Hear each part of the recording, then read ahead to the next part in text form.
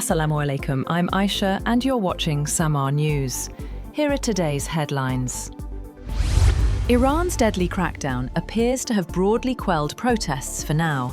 A state media reported more arrests on Friday in the shadow of US threats to intervene if killing continues. After President Donald Trump's repeated threats of military action against Iran in support of protesters, fears of a US attack have retreated since Wednesday. US allies, including Saudi Arabia and Qatar, conducted intense diplomacy with Washington this week to prevent a US strike, warning of consequences for the wider region that would ultimately impact the United States. Israeli Prime Minister Benjamin Netanyahu has urged US President Donald Trump to postpone any American military strike on Iran. A senior US official said Netanyahu made the request during a phone call with Trump.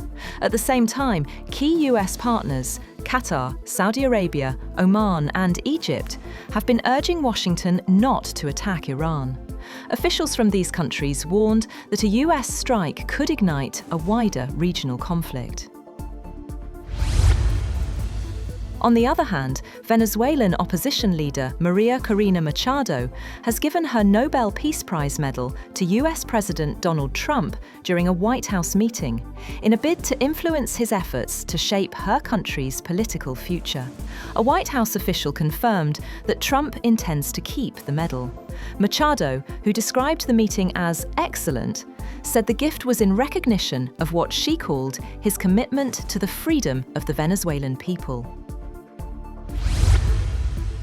Moreover, Trump has threatened to invoke the Insurrection Act to deploy military forces in Minnesota after days of angry protests over a surge in immigration agents on the streets of Minneapolis. Trump's latest threat came a few hours after an immigration officer shot a Venezuelan man who the government said was fleeing after agents tried to stop his vehicle in Minneapolis. The man was wounded in the leg. President Volodymyr Zelensky says a Ukrainian delegation is heading to the United States for talks on security guarantees and a post-war recovery package. He said Kiev hopes the documents could be signed on the sidelines of the World Economic Forum in Davos, as Ukraine seeks clarity on Russia's position toward US-backed peace efforts. A new Palestinian committee tasked with governing Gaza has held its first meeting in Cairo. Mediators say the body will be led by former Palestinian Authority official Ali Shath. The meeting comes as the United States moves ahead with Phase 2 of its Gaza plan, aimed at setting up a transitional technocratic administration. Canadian Prime Minister Mark Carney has told Chinese leader Xi Jinping that their two countries are forging a new strategic partnership that promises historic gains by leveraging on each other's strengths.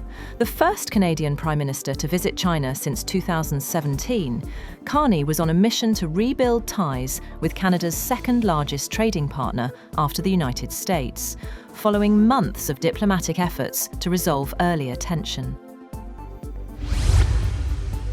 A South Korean court has sentenced former President Yoon Suk-yeol to 5 years in prison on charges that included obstructing attempts by authorities to arrest him following his failed bid to impose martial law in December 2024.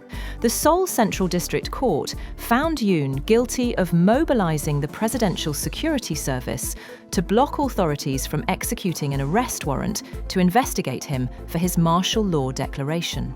The 65-year-old former prosecutor was also found guilty of charges that included fabricating official documents and failing to follow the legal process required for martial law, which has to be discussed at a formal cabinet meeting. And a landmark treaty to protect the world's high seas comes into force on Saturday, ending nearly 2 decades of negotiations. The agreement will legally bind more than 80 countries to conserve marine biodiversity in international waters. Environmental groups say the pact is a key step toward protecting 30% of the world's oceans by 2030. That's all for now. For more updates, visit www.samaa.tv. Thank you for watching Samaa News.